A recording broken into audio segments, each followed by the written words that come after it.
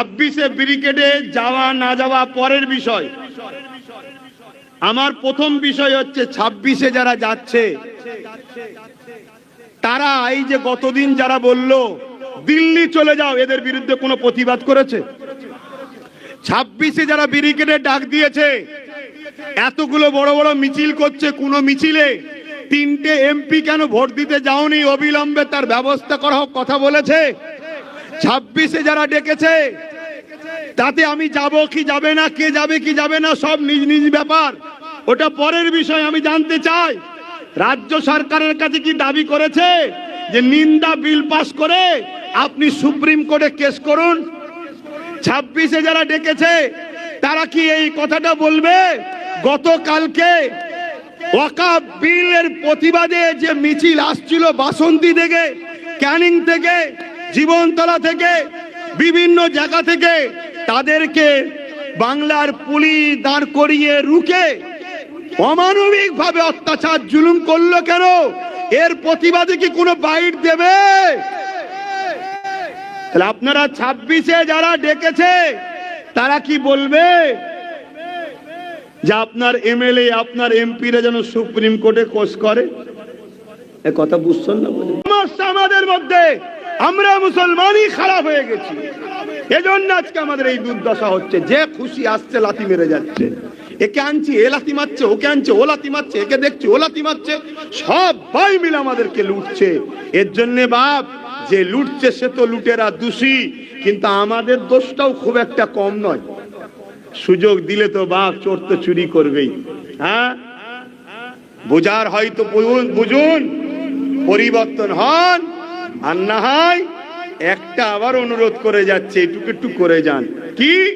বাচ্চাগুলোর জন্য একটু কাফনটা কিনে নেন, এইটুকু কাজটা করে নেন। যদি না বুঝার হন, আর যদি বুঝতে পারেন, শুধু একটাই কাজ, রং রুট ছেড়ে দিয়ে একটাই রাস্তা, যারা আপনাকে রসুলের সঙ্গে জুড়বে তাদের পিছনে দাঁড়ান, তাদেরকে ইনকিলাব বলুন, তাদেরকে মানুন, তাদের পিছনে ফলো করুন, তাদেরকে সর্বক্ষেত্রের লিডার বানান, মসজিদের ইমামও বানান, রাজপথের বীরও বানান, সমাজনীতিতে বানান, ধর্মনীতিতে বানান, সব জায়গায় তাকে ফলো করুন, তবে আপনি গেনার হবেন। আর না হয় দেখুন না কি বলছে, আইন তো দিল্লি করেছে, এখানে কেন দিল্লি যান না? আর ভোটটা লিবার সময় কি বলেছিল? বিজেপিকে রুখতে আমায় সাপোর্ট করো, দেখে দেবো বলেছিল না? বলেনি? কলকাতায় রাজপথে গিয়ে কি বললো? রেড রোডে কি বললো?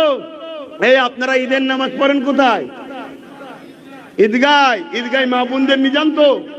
কেন নিয়ে যান না? ইসলামে নিষেধ আছে।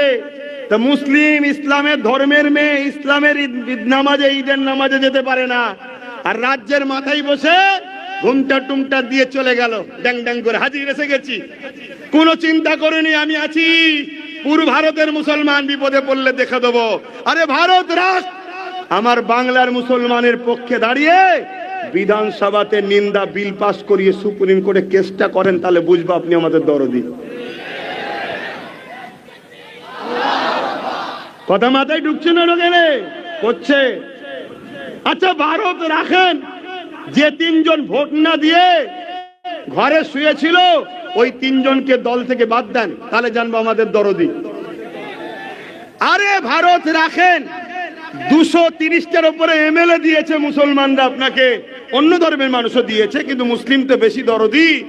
তা এই জায়গায় আপনি 230টা এমএলএ কে বলেন 230টা কেস কর সুপ্রিম কোর্টে, এমপি আছে কেস কর, কি দরকার আছে না? নাই? একটা আম মানুষ কেস কর আর এমএলএ এমপি কেস করে এক না আলাদা? আরে অনেক আলাদা, আসমান জমিনের মতো পার্থক্য। কি করছে? তা করবে না।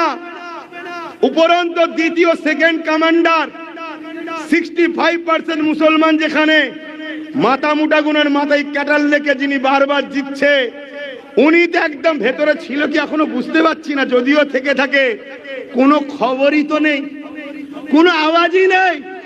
এখন তো মনে হচ্ছে মিস ইউজ হয়ে গেছে, যেখানে ডায়েরি করা দরকার যে উনি আছে। তো কথা বুঝছেন না? বোঝেন না? হ্যাঁ, এরা আবার বলে আমরাই তো তোমাদের বাঁচাবো, আর আমরা মাথা মুটার মতো। আরে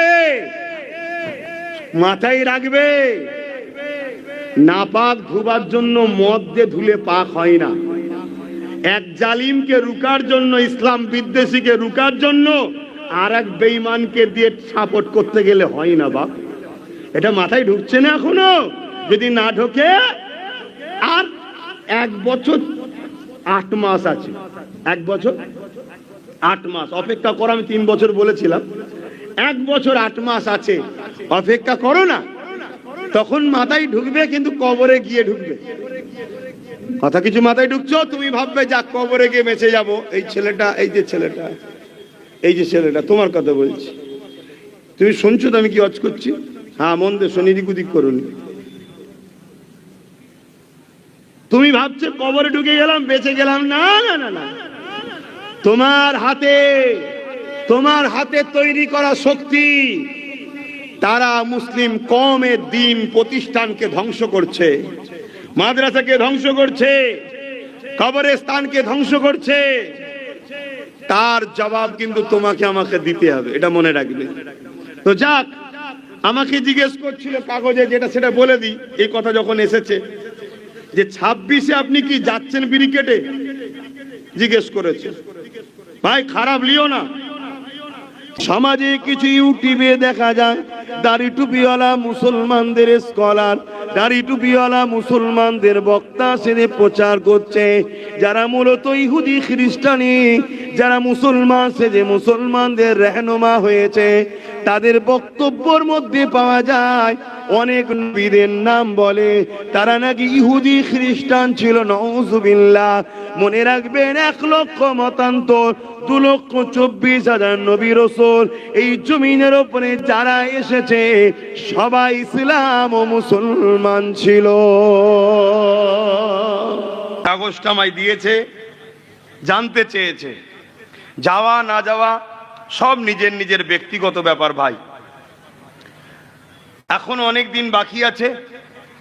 26-এ যিনারা ডেকেছেন, ওনারা যদি ওয়াকফ কালা কানুনকে বাতিল করার সত্যি যদি চেষ্টা করে, তাহলে আগামীকাল যেভাবে রাজ্য প্রশাসন ওয়াকফ বিলের বিরুদ্ধে যেসব নিরীহ মানুষরা আন্দোলনে নেমেছিল তাদেরকে যেভাবে মেরেছে, এর প্রতিবাদে তাদের প্রতিবাদ করা দরকার আছে না নাই?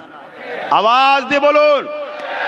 পাশাপাশি মুর্শিদাবাদে যেভাবে রাজ্য সরকারের প্রশাসন ভিড়ের মধ্যে গাড়ি ঢুকিয়ে দিয়ে শান্ত প্রোগ্রামটাকে অশান্ত করে ফিরি গুলি চালিয়ে দুটো সম্প্রদায়ের মধ্যে হিংসা লাগিয়ে দিয়ে চাকরিজীবীদের আন্দোলনকে ধামা চাপা দিবার যে পরিকল্পনা করলো, এর বিরুদ্ধেও কথা বলতে হবে। কেন মুসলমানকে আজকে মিডিয়াতে আতঙ্কবাদী, সন্ত্রাস, দাঙ্গাবাজ বলা হচ্ছে, এর বিরুদ্ধেও কথা বলা দরকার আছে না নাই? এর পাশাপাশি গত কয়েকদিন আগে কলিকাতায় টিএমসির পক্ষ থেকে একটা শাখা সংগঠন প্রোগ্রাম করেছিল, যে প্রোগ্রামে বাস থেকে হিন্দু ভাইদের ধর্মীয় পতাকাকে খুলে দিল। যে পতাকা খুলে দেওয়ার জন্য পশ্চিম বাংলায় বিজেপিকে অক্সিজেন দেওয়া হলো।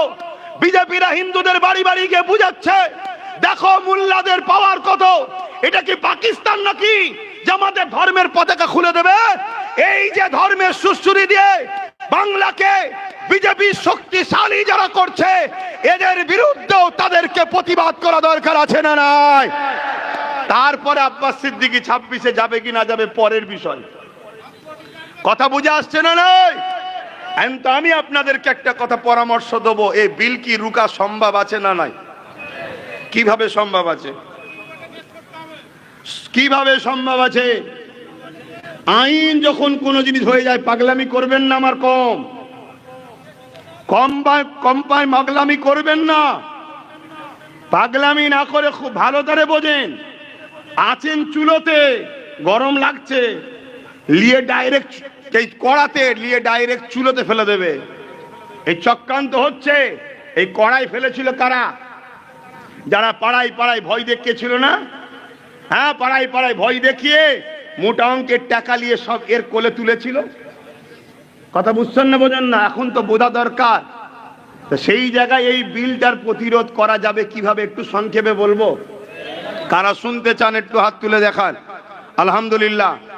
প্রথম নম্বর কথা হলো, একটা জিনিস যখন আইন হয়ে যায়, যখন বিলটাকে আলাদা কথা, আর যে চালাক হয় সে একদম শুধু গলাটা ভিজিয়ে নেয়, পরে পানি খাবার অনেক টাইম আছে, এই টাইমটার পাবো না, আগে সব লিয়ায় সব লিয়ায়। অতএব বড় প্রোগ্রামের টাইম আছে, সব জায়গায় করা দরকার ছিল, হুট করে দেখে ফেললি হলো। কথা বুঝছেন না? এটা ফাঁসা বা ষড়যন্ত্র আমার মনে হচ্ছে। এরপরেও বলছি, যদি ফাঁসা বা ষড়যন্ত্র না হয় তাহলে যে কটা কথা বললাম আওয়াজ তুলুন। 3 জন এমপি কেন যায়নি?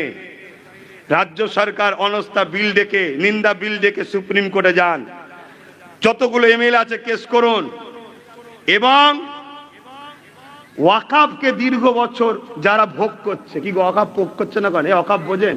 হ্যাঁ, আমার রাজ্যে 1,45,000 বিঘে ওয়াকাফ আছে।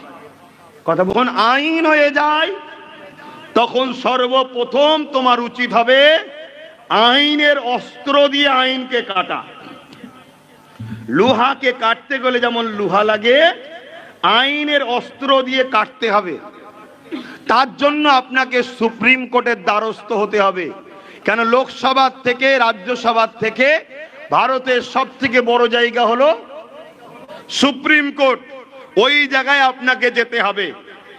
যারা আজ মুসলিম মেকি দরদি হয়ে পুরো বাংলায় হই হই করছে, তাদেরকে বলুন আপনারা কজন সুপ্রিম কোর্টে গেছেন, বা আপনাদের যিনি মেন মাথায় বসে আছে তিনাকে যাবার জন্য কতবার বলেছেন? আমি তো এখান থেকে বলছি, রাজ্য সরকারের উচিত আমাদের পক্ষে থেকে সুপ্রিম কোর্টে যাওয়া দরকার। উচিত না? উচিত নয়? হ্যাঁ, বলতেই পারি। তাহলে একটা হলো আইনের অস্ত্র দিয়ে কাটতে হবে। দ্বিতীয় নম্বর হলো, যদি তোমাকে আইনের অস্ত্র বারবার ডেটের পর ডেট দেয়, দ্বিতীয় নম্বর হলো তোমাকে যে শক্তি দ্বারা ওরা আইন করেছে, কি শক্তি? রাজশক্তি। তোমাদের ঘরেও কম্পিটিশনে রাজনীতিতে নামতে হবে, রাজশক্তি তৈরি করতে হবে। যেগুলো সেকুলার দল বলে সে সমস্ত দলকে এক জায়গায় নিতে হবে, যে আসবে না তাকে বাদ দাও। সেগুলোকে এক জায়গায় নিয়ে রাজশক্তি তৈরি করে, সংখ্যা গরিষ্ঠতার যেমন জোর দেখাচ্ছে, পুরো দেশ জুড়ে তোমাকে তাতে 5 বছর 10 বছর লাগুক, সংখ্যা গরিষ্ঠতার পাওয়ার তৈরি করে যেভাবে ও আইন তৈরি করেছে, ওইভাবে তোমাকে ওই বিল বাতিল করে নতুন আইন করতে হবে। এবং ওই আইনে লেখা হবে আমাদের জমির উপরে ঘর বাড়ি যে যা করেছে সবটাই ওয়াকাফের দখলে চলে যাবে। কথা মাথায় ঢুকছে না? ঢোকে না? কেন? তুই আজকে দাদাগিরি দিয়ে জোর করে নিলি, আমার যেদিন ক্ষমতা আসবে আমার জিনিস আমি ফিরিয়ে নেবো, ওটা দাদাগিরি নয়, ইনসাফ হবে। কিন্তু তুই যে 10 বছর 20 বছর ভোগ করেছিলিস, তার ক্ষতিপূরণ হলো তোর 10 তলা বিল্ডিং। অ্যাকচুয়ালি হওয়ার পিছনে লক্ষ্য আমার মনে হয় বোম্বাইয়ে আদানির ঘরটাকে বাঁচাবার জন্যই প্ল্যান। কেন? এতিমখানার ওপর অত বড় ঘর, শুনছেন তো নাকি? তো যাই হোক, তাহলে দ্বিতীয় পন্থা। 3 নম্বর পন্থা হলো কৃষক বন্ধুরা যে আন্দোলন করেছিল, কৃষক বন্ধুরা যে আন্দোলন করেছিল, জানেন তো নাকি? কিন্তু কৃষক বন্ধুরা সাকসেসফুল হওয়ার পিছনে একটা বড় শক্তি গোপন ছিল। ওই শক্তিটা কি? পাঞ্জাব সরকার কৃষকদের সাথ দিয়েছিল। পাঞ্জাব সরকার বলেছিল সম্পূর্ণ সহযোগিতা, খাদ্য, থাকা, টাকা, গাড়ি ভাড়া, তেল ভাড়া সব দেবো, এবং মারা গেলে 2 লাখ 3 লাখ 5 লাখ করে টাকা দেবো। এই সংবিধান বিরোধী কালা আইনের বিরুদ্ধে তোমরা লড়ো। তাহলে আমার উচিত যেসব রাজ্যে বিজেপি ছাড়া সেকুলার যারা নিজেদের ঘরে বলে, প্রত্যেকটা কংগ্রেস হোক, বাম হোক, আর আমার রাজ্যের টিএমসি হোক, সমস্ত রাজ্যের গভর্নমেন্টকে বলতে হবে যে আমরা সম্পূর্ণ তোমাদেরকে সহযোগিতা করছি, তোমরা আগাও, খাওয়া দেবো, তেল দেবো, কি বলে গাড়ি ভাড়া দেবো, তোমরা কেউ মারা গেলে ক্ষতিপূরণও দেবো, তবে জানবেন এ বিল বাতিল করা সাকসেসফুল হবে। আমার কথা বলা কি ভুল হচ্ছে? অন্য অন্য রাজ্যে যারা মুসলমান বা আছে তাদের বলা দরকার, কিন্তু আমার রাজ্যে 35% বা 40% বা 33% 2011 সেন্সার ধরেই বলছি, যাকে ভোট দেওয়া হলো তিনি কি আমাদেরকে সাপোর্টটা করবে না? তা যদি উচিত না হয় তাহলে বাকি দিন আপনাকে আপনার মসজিদ বাঁচাতে নিজেকে তৈরি হতে হবে, আপনার মাদ্রাসাকে নিজেকে বাঁচাতে হবে, আপনার ঈদগাহকে নিজেকে বাঁচাতে হবে। আর এই বাঁচাতে গেলে পার্টনারে আসতে হবে। পার্টনার আমাকে দাও, ট্যাকেল করব না, না না না না, তুমি আসো আমি আসি, দুজনা পার্টনারে চলো, তুমি তোমার নেবে আমি আমার নেবো, তবেই তোমরা গেনার হবে। না হয় সারা জীবন যেমন ঠকছো আগামীতে আরো ভয়ানক হবে।